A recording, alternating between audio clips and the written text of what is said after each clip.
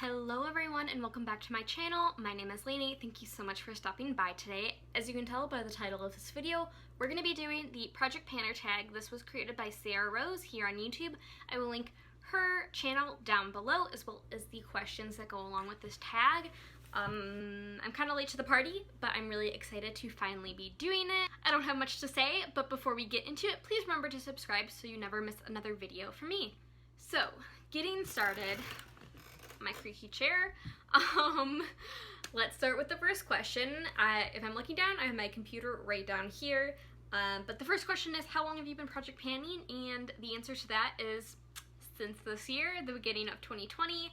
I have tried in the past and failed, and I found that having this YouTube channel has really held me accountable to project panning, so I really wouldn't count last year as being a project panning year. I would say this year I actually took it seriously and I've been taking it seriously, and it's something I've been really enjoying to do. Second question is, what made you decide to start panning and what did you hope to get out of it? I just enjoyed watching project panning videos. My collection started getting bigger and bigger. I wanted to make sure I was actually using up the items that I was paying for, and so that was kind of what I hoped to get out of it, was just using my products. When I was little, and not little, but like in high school, spending money on makeup, I did not want to go through anything. I hated using up products that meant I had to buy more. But I enjoy using it now because that means I can either rebuy a Holy Grail item or I can try something new. I love trying new makeup. I love makeup so much. I've loved it for a very, very long time. And so I get excited when I use something up and see that I got my money's worth out of it, and knowing that I can try new foundation or primer or whatever it is, like, that's what I enjoy. So I just like the satisfaction of it, and yeah, I don't have anything else to add to that. How do you like to structure your project pans? Short seasonal projects, year-long rolling projects, or something else? And so this is my first year doing it, and I started out with just a year-long project pan, and that kind of has the goal of finishing everything that I put into it. And then my other project pans that are shorter and have a time frame to them are more the projects where I aim to hit pan or have a number goal or some other sort of like usage goal. And so that's kind of how I structure it. I have my main one where I'm trying to finish things, and then my other ones are to just get use on products and just kind of rotate through items. So I started out with my main 2020 project pan, and then January 15th, I believe it started, or maybe it was in February. I think it was February. I joined the Roulette Pan collab created by Alexi and Rebecca Morgan, and that just wrapped up for me. And then before that one finished, I joined the Harry Potter project pan, which will go until the end of the year, so it's a little bit of a longer project pan, but it's only 4 items.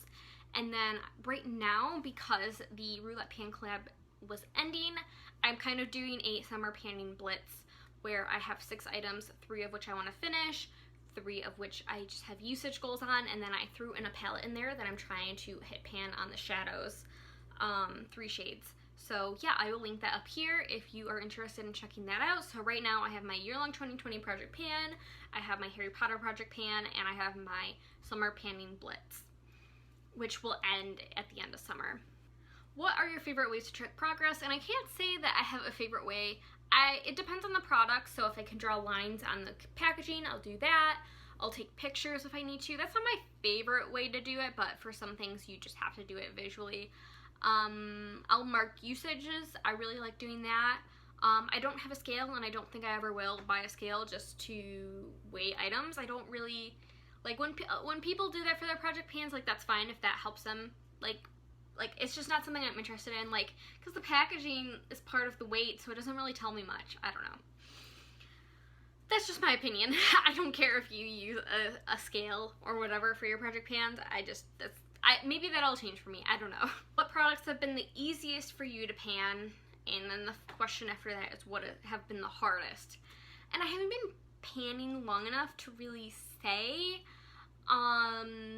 Like, I've just been rolling through like a bunch of different types of items. Lotions are really easy for me to project pan. Specifically to hit pan on items. Eyeshadows are really easy for me. My foundation I'm kind of going steadily through. Primer is kind of just steady usage. The lipstick, I was really surprised at how fast I hit it. I'm trying to think of what else. Highlight, when I was painting my Becca Moonstone highlighter, that took longer than I expected, but also, like, I was surprised by how much I used each month. So, yeah, I wouldn't say there, like, right now I could definitively say what's easiest and what's hardest. I think, what would be hard for me? What am I having a hard time with? I don't even find blush hard. Like, I love a lot of blush, and the blush I'm painting right now is very easy to go through. Now, I don't know. I wouldn't say anything's either hard or easy. It's just, if I'm using it, I find that I can make easy progress on it, and if I'm not using it, then I'm not, like, it's harder for me to use. It's not really item specific, I don't think. Are there any types of products that you rarely or never put in a project pan? Like I said, I'm really new to project panning. This would be interesting to do a follow-up like this time next year and see, after doing project panning for over a year, how that changes. But I don't really put hair care items in. I did put one into my roulette pan collab.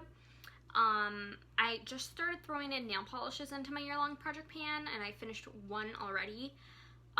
So I wouldn't say that's something super common. I've never put a lip gloss in it, but I just became a lip gloss girl, so maybe that'll change. I think really anything is fair game.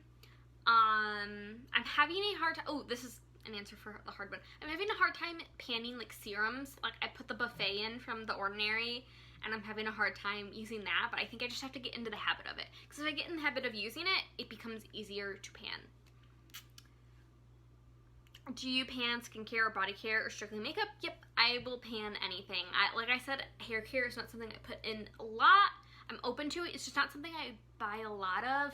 It's something I regularly use. So, yeah. Skincare, definitely not something I put in a lot, but yeah.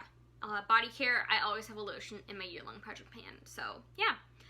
What is your #1 advice for a successful project pan? Once again, I'm really new to this. I don't really have advice. I think for me, I've been really successful in my project pan so far, and I think doing number goals, or not even number goals, just tracking how much you're using it is really helpful. But also, I want to say is making sure you're using your other items. So I try to, like, half the week I'll use project pan items. The other half I will use whatever I want, because I want to make sure I'm also getting use out of my other items. And if I'm not using my other items, then putting items into future project pans will be harder because there's not progress on them already. So I think another, like, a piece of advice that is good is making sure you're actually using your items too, because the point of project pans is to use up items, and if you're not using your other items, what's the point? Like I think some people point out, like, you could do a project pan and get a lot of use on one item, or you could have, not do a project pan but get equal use on all your blushes. And what's better? It really just depends on your goals, I guess. And the last question is, how has panning affected your makeup purchasing habits? If how so? I would say no. I've been spending a lot of makeup I cannot speak. I've been spending a lot of money on makeup lately, and I would not say panning has really impacted it. I would say I try to avoid buying blush less, but my bronzer looks awful in the camera. I would say I am more mindful, but I'm still buying makeup, and I haven't reduced my spending in any way. Part of that might be just, like, being stuck in quarantine and midnight makeup purchases, but yeah, I